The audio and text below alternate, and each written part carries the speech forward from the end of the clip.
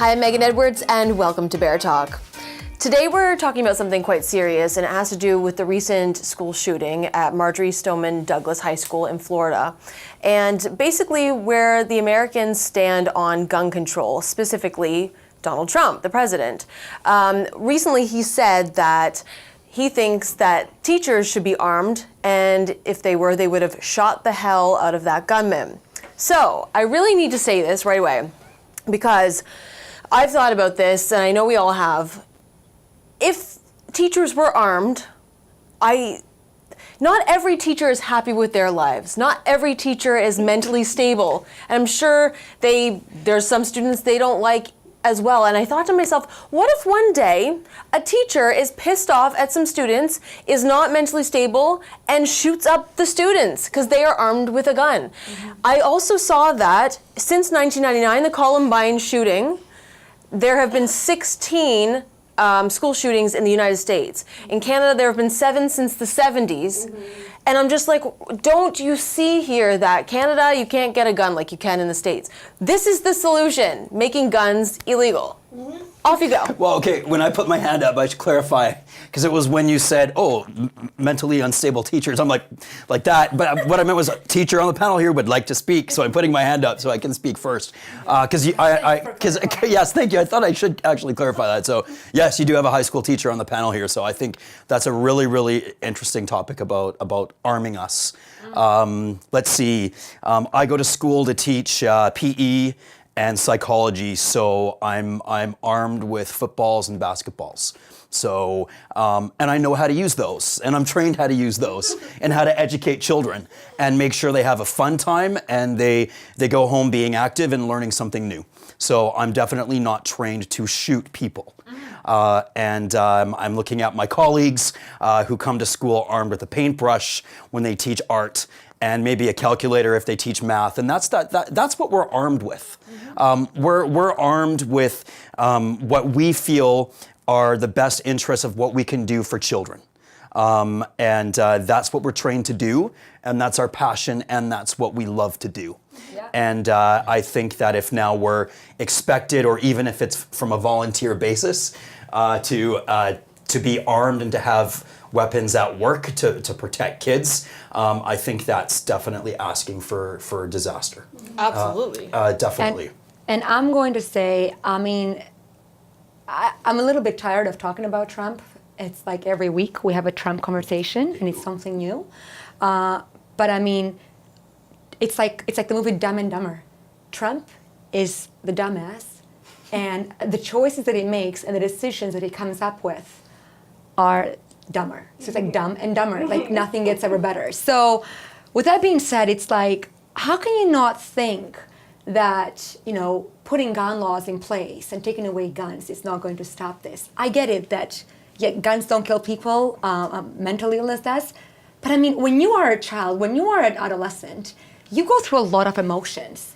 Like, I'm sure that many of us have stories where now we would never think that way, but I've known lots of depressed adolescents, lots of people that were just like, I'm having a bad day, I'm gonna go kill everybody, right? So you cannot think that people that age are going to think the same way as adults are, right? So you could have a bad day and go out on a rampage and shoot everyone. So I really don't know why there's so much resistance about putting gun laws out. I think it's fucking ridiculous, arming teachers. And I think the students in Parkland are doing a great job of turning their pain into power and, bringing more insight to the legislation that obviously needs to change. It's counterintuitive. Putting more guns in school, it's just going to create more danger, like the potential possibilities of a teacher having a bad day, right? It just increases the chances of a catastrophic and like a massacre. Mm-hmm. It's stupid.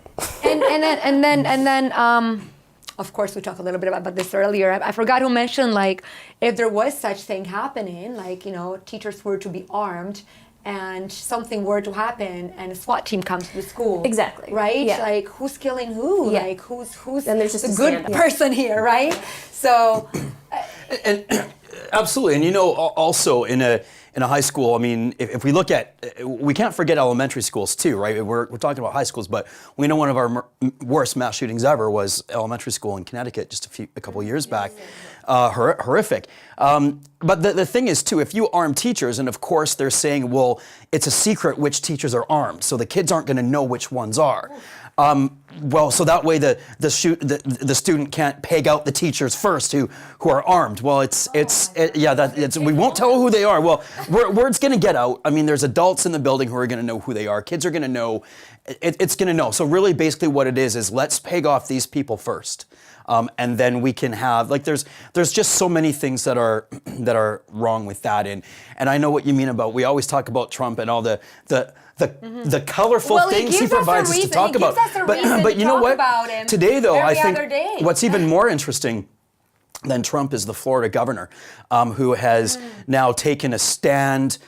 Has he taken a stand? He says, well, I don't believe that we should control guns or limit guns, but I think that we should change the age where you can get a gun from 18 to 21.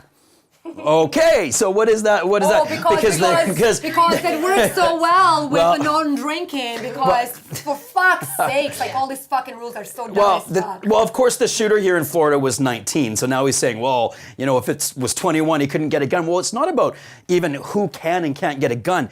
America, accessing guns is really easy. Even if you're 5, you can access guns from your parents' bedroom. You can access them anywhere. So his solution really is not a solution. Now let's keep in mind that this man is up for re-election this fall. So he has to tread very careful right now, because all of a sudden he's seeing all of these protests for gun control. And he doesn't support gun control, and he's seeing that, wow, by the fall, a lot of these kids can vote. So can their families, so can their parents. And the NRA has generally been quite safe.